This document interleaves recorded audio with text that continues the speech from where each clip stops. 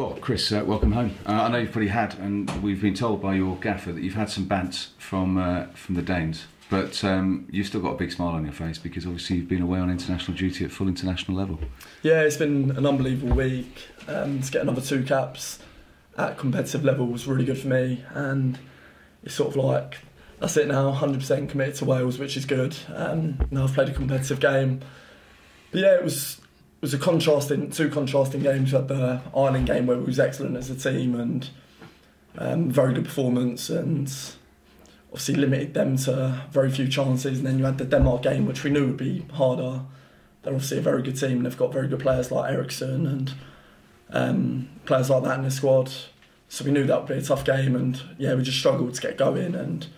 But overall, the manager was really pleased, and yeah, it's glad to be back and back in the flow of things. This time last year, you had one Brentford first team appearance, I think, to your name.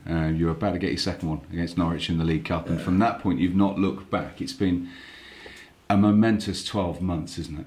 Yeah, it has been. It's taken me by surprise as well. I mean, I was at my cousin's house yesterday, and they mentioned that exactly, that this time last year I hardly had a game under my belt, and it has been an unbelievable year, and I think credit to all my teammates and stuff helping me through it, but I've loved every minute of it, and it's definitely sort of made me even more ambitious to go even higher and take my game to another level. And I think having the 2 caps over the last week or so has helped me on the path to doing that. When you were running out, probably with the boots that you've cleaned yourself, and you know, finding a bib that hasn't been washed at Berkeley Avenue to train with North Greenford, did you think in a few years' time, not that many years' time, that you'd be winning 1, 2, 3, 4, several Welsh caps?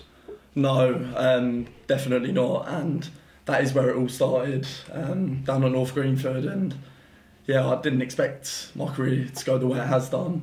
Obviously, I'm delighted that it has gone that way, but I definitely couldn't see that happening. I mean, if I was to get any sort of professional contract, it would have been an unbelievable achievement for me. But for me to go on to represent my country at international level and get as many caps as I have done already, I'm delighted with my progress, and yeah, all the hard work's paid off. So. We spoke last season, and you said you were having to think about, you know, what was going to be beyond maybe professional football when obviously you were released from Chelsea, and then you had trials elsewhere, it didn't work. What were you thinking about? What was the other option for Chris Mepham? Obviously now superstar footballer is on your CV, but what were you considering? To be honest, I was looking outside of football because I was at a point where I had to be realistic, and for me at that time I couldn't see me getting a professional contract somewhere. So I was looking into possible careers to go into, and I had gardening in my head because my uncle had his own garden business. So I was definitely looking down that road, and I actually spoke to the people that have taken over the business to possibly go down that route. So I definitely was realistic in terms of what could happen. But yeah, like I said, once the Brentford thing came up, it went swimmingly from there, and luckily it's gone from one good thing to another.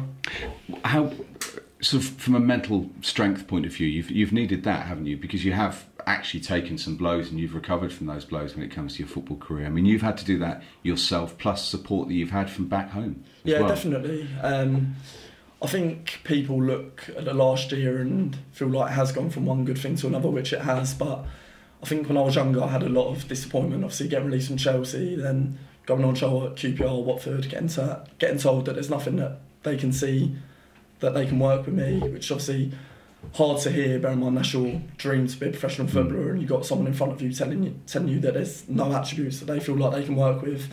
So that was definitely hard for me to take, and took a big chunk out of me.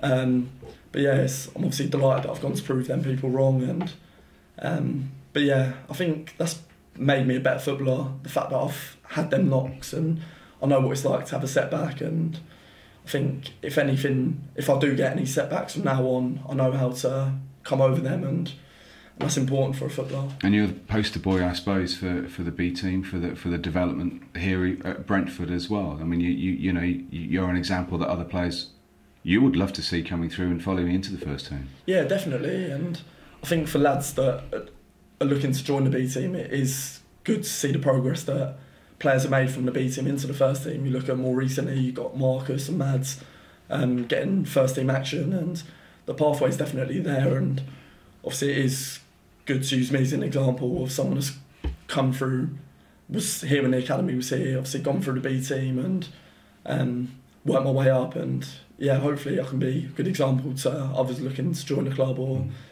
kick on into the first team. You've got to get your head back onto club football now. It's a really busy period, isn't it? Some exciting games to come up, including the trip to Arsenal. But important league points are what you're focusing on. Yeah, exactly. That's everyone's focus now. To get as many points on the table as possible. We know we've got a tough period coming up. We've got a lot of games in a short period of time. But our fitness levels are really good, and we feel like we're fit enough, we're good enough to get through them games and pick up maximum points on them, and that's definitely what the players and staff are looking to get. And obviously, do you come back though into these set of games with your chest a little bit more pumped out because of what's happened? Do you feel even more sort of pumped up?